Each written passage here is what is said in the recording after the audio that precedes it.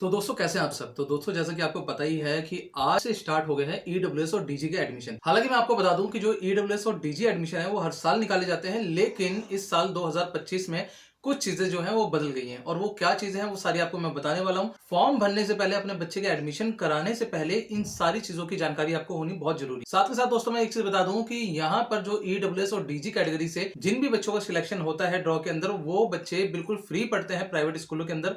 उन्हें यूनिफॉर्म से लेकर किताबें तक सारी चीजें फ्री मिलती है। तो पूरी जानकारी आपको इस वीडियो के अंदर मिलने वाली है, तो वीडियो के साथ अंत तक रहे, बिल्कुल भी स्किप ना करें। नमस्कार दोस्तों, मेरा नाम सचिन राजपूत है, आप देख रहे हैं टेक्निकल सफारी। तो दोस्तों जैसा कि मैं आपको बता दूं कि आज ईडब्ल्यूएस एडमिशन जो है वो ओपन हो चुके हैं, यानी कि अब अपने बच्चे का एडमिशन आप करवा सकते हैं, अप्लाई कर सकते हैं ईडब्ल्यूएस कैटेगरी के लिए। तो दोस्तों सबसे पहली चीज मैं आपको बता दूं, ये जो सर्कुलर है 3 जनवरी 2025 के लिए निकाला गया है, और इसके अंदर जितने भी दिल्ली के अंदर प्राइवेट स्कूल हैं, कुछ स्कूलों को छोड़ के, क्योंकि मैं सभी स्कूलों को नहीं लेता, लेकिन ज्यादातर जो स्कूल है इसके ड्रॉ के अंदर सम्मिलित होते हैं, इनके अंदर करीबन 25% कोटा जो होता है वो इकोनॉमिकल वीकर सेक्शन के लिए होता है।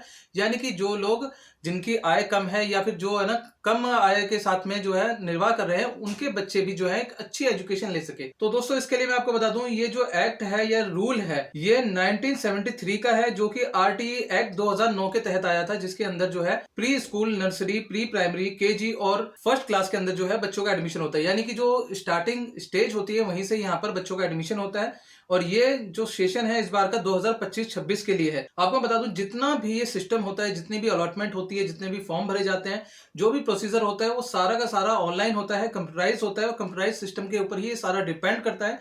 कई लोग कहते हैं कि भाई ईडब्ल्यूएस के लिए कहां से फॉर्म लेने होंगे। भाई कहीं से फॉर्म नहीं लेना, सीधा वेबसाइट पे जाना है और आपको वहां से अप्लाई करना है। वेबसाइट आपको यहाँ पर स्क्रीन पे देखने को मिल रही होगी, यही ऑफिशियल वेबसाइट है जहां से आप एडमिशन करवा सकते हैं। और अगर आपको नॉलेज नहीं है तो जिसे नॉलेज है केवल उसी से ही फॉर्म भरवाएं, हर किसी से ये फॉर्म नहीं भरवाएं, क्योंकि कई बार ऐसा देखा गया है कि फॉर्मों के अंदर जो गलतियां होती हैं जिसके कारण बच्चे का नंबर नहीं आ पाता, या फिर नंबर आने के बाद भी लोगों को सर्वाइव करना पड़ता है। आज इन सारी चीजों के बारे में आपको यहाँ पर बताने वाला हूँ। तो दोस्तों सबसे पहली चीज क्या है, यहाँ पर हम बात कर लेते हैं कि ईडब्ल्यूएस कैटेगरी के तहत जो यहाँ पर जो बदलाव है वो क्या है।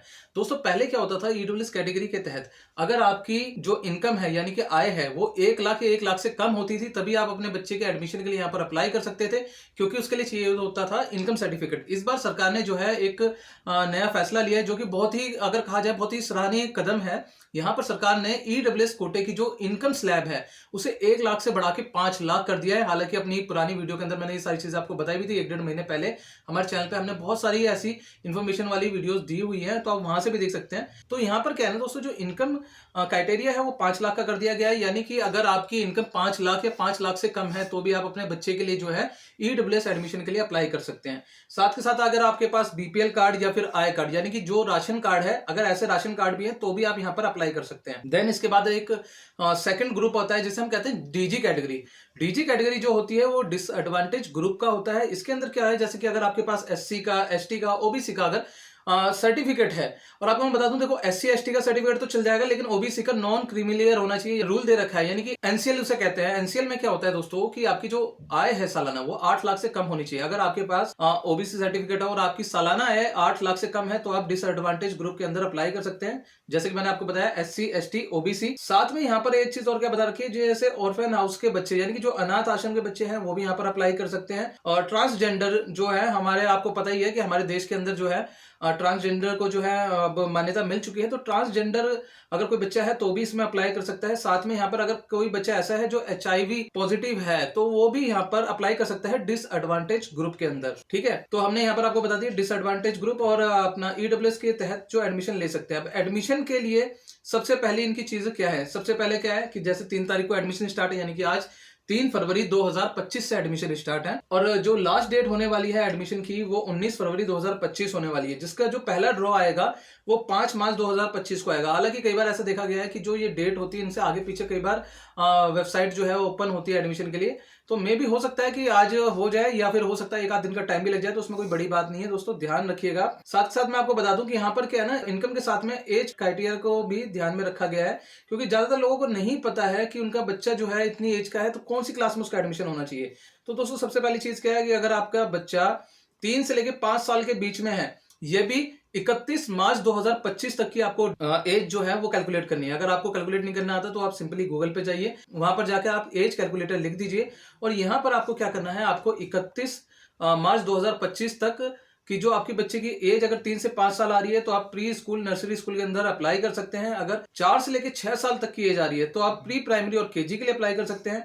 और अगर 5 साल से 7 साल के अंदर आ रही है तो प्राइमरी से लेके आप क्लास फर्स्ट तक जो है अपने बच्चे के लिए यहाँ पर अप्लाई कर सकते हैं। अब यहाँ पर हम बात करेंगे दोस्तों उन लोगों की, यानी कि उन बच्चों की जो कि है ना थोड़ा सा ना फिजिकली जो है डिसेबल है, तो उन लोगों के लिए यहाँ पर एज क्राइटेरिया थोड़ा सा अलग दे रखा है। यानी कि अगर उनकी 31 मार्च 2025 तक 3 से 7 साल की एज होती है तो प्री स्कूल से लेके प्राइमरी के बीच में एडमिशन ले सकते हैं। अगर 4 से 8 साल के बीच में है तो प्री प्राइमरी से लेके केजी तक एडमिशन ले सकते हैं। और अगर उनकी एज 5 साल से 9 साल है तो प्राइमरी से लेके फर्स्ट क्लास तक जो है एडमिशन ले सकते हैं। तो एडमिशन के लिए आपको जो रिक्वायर्ड डॉक्यूमेंट्स है, मैं दोस्तों सबसे पहले आपको ये बता दूं कि जब भी आप अपने बच्चे का एडमिशन कराने के लिए जाते हैं तो सबसे पहली चीज कंपलसरी जो है बच्चे का बर्थ सर्टिफिकेट। बच्चे का बर्थ सर्टिफिकेट आपका कहीं का भी हो सकता है, किसी भी राज्य का चलेगा, कोई भी इशू ऐसा नहीं है। क्योंकि ज्यादातर लोगों को ये सवाल आता है कि सर हमारे बच्चे का जो बर्थ सर्टिफिकेट है दिल्ली के बाहर का है, क्या वो चल सकता है? तो 100% चलेगा भाई। और साथ के साथ आपको यहाँ पर क्या है, जो पेरेंट्स है यानी कि जो अभिभावक है और बच्चे के माता पिता यानी कि जो है उनका और बच्चे का आधार कार्ड जो है वो दिल्ली के एड्रेस का होना कंपलसरी है। साथ के साथ अगर आप यहाँ पर ईडब्ल्यूएस कैटेगरी के तहत इनकम सर्टिफिकेट लगाते हैं तो आपको मैं बता दूं दोस्तों, इनकम सर्टिफिकेट दिल्ली का ही मान्य होगा, दिल्ली के बाहर का इनकम सर्टिफिकेट मान्य नहीं होने वाला है यहाँ पर।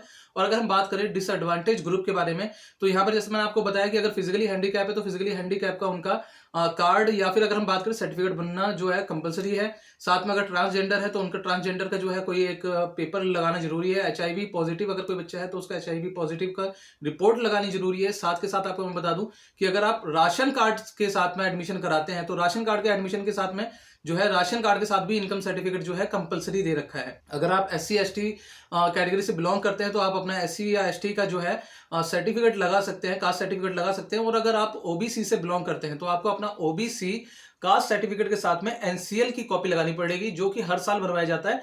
तो अगर आप ओबीसी से बिलोंग करते हैं तो आपको ओबीसी प्लस आपका जो एनसीएल है, इन दोनों की कॉपी आपको यहाँ पर लगानी पड़ेगी। तो ये आपके एडमिशन के लिए चीजें जरूरी है। साथ ही साथ में दोस्तों मैं बता दूं, अभी हाल फिलहाल में जो है एजुकेशन डिपार्टमेंट की साइट पे बहुत सारे ऐसे अभिभावक आए हैं जिनके ऊपर जो है काफी कार्रवाई हुई है। वो इसलिए हुई है कि दोस्तों जैसे कि आपको पता ही है कि दिल्ली के अंदर फ्री एडमिशन हो रहे हैं, फ्री बच्चा पढ़ना चाहिए। तो इसके लिए कई लोग क्या करते हैं, गलत तरीके से जो है एडमिशन के पेपर बनवाते हैं, बर्थ सर्टिफिकेट पे जो है एडिटिंग कराते हैं। तो ये काम बिल्कुल भी मत करना भाई साहब। इस बार जो है सरकार काफी सख्त है, इस बार जो है डिपार्टमेंट काफी सख्त है। डिपार्टमेंट ने कह दिया अगर ऐसी कोई गड़बड़ी पाई गई तो आपके ऊपर कानूनी कार्रवाई करी जाएगी, साथ के साथ बच्चे का एडमिशन नहीं होगा। और साथ के साथ मैं आपको एक चीज और मैं बता दूं दोस्तों, कई लोग क्या है बच्चे की जो एडमिशन की है प्रोबेबिलिटी यानी कि चांसेस बढ़ सके इसलिए क्या करते हैं वो मल्टी फॉर्म्स भरते हैं।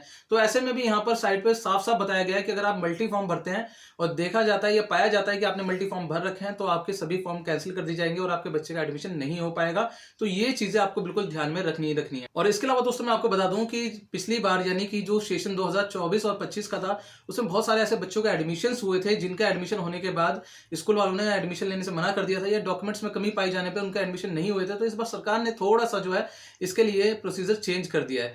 अब जब भी आप फॉर्म भरते हैं, फॉर्म भरने के बाद जब आपका ड्रॉ आता है, ड्रॉ आने के बाद आपके पास फोन कॉल या फिर ईमेल के जरिए जो है कंफर्मेशन भेजी जाएगी। और कंफर्मेशन भेजने के बाद आपको 15 दिन का टाइम दिया जाएगा डॉक्यूमेंट्स चेक कराने का या फिर डॉक्यूमेंट्स के अंदर आपकी कोई कमी है तो उसे पूरा करने का।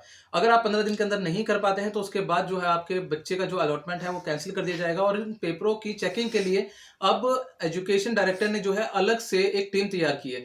यानी कि पहले क्या होता था, जो एडमिशन हो जाता था तो स्कूल जो होता था वही वेरीफाई करता था कि आपके पेपर्स जो है जेन्युइन है या नहीं है। लेकिन अब इसके लिए जो है एजुकेशन डायरेक्टर ने एक अलग टीम बना दी है और वही अलग टीम जो है इन पेपरों को वेरीफाई करेगी। साथ के साथ दोस्तों मैं आपको और एक चीज और बता दूं कि अगर आपके एडमिशन के रिलेटेड अगर आपको कोई क्वेरी है, कोई प्रश्न है, कोई अगर आपको कोई सोल्यूशन नहीं मिल पा रहा है तो ये यहाँ पर इन्होंने अपना नंबर दे रखा है, डिस्प्ले पे आप देख पा रहे होंगे। ये एजुकेशन डायरेक्टर के ऑफिस का नंबर है, आप यहाँ पर कॉन्टैक्ट करके आप जानकारी ले सकते हैं। और अगर आपको एडमिशन के बाद अगर कोई स्कूल एडमिशन नहीं देता है या फिर कोई गलत तरीके से आपके एडमिशन को डिनाई करता है तो उसके लिए आप हमसे संपर्क कर सकते हैं। हम आपके लिए आगे के प्रोसीजर के बारे में वीडियो बना देंगे या फिर आपको आगे का रास्ता बताएंगे कि किस तरीके से आप अपना एडमिशन आने के बाद, अलॉटमेंट आने के बाद अपने बच्चे को अपने हक की सीट जो है दिला सकते हैं। तो आई होप दोस्तों आपको हमारी ये जानकारी भरी वीडियो पसंद आई होगी। अगर आपको हमारी ये वीडियो पसंद आई है तो वीडियो को ज्यादा से ज्यादा लाइक करें, ज्यादा से ज्यादा शेयर करें और उन सभी लोगों तक पहुंचाएं जो अपने बच्चे को जो है एक अच्छी एजुकेशन देना चाहते हैं। तो दोस्तों मिलते हैं नेक्स्ट वीडियो में। नमस्कार।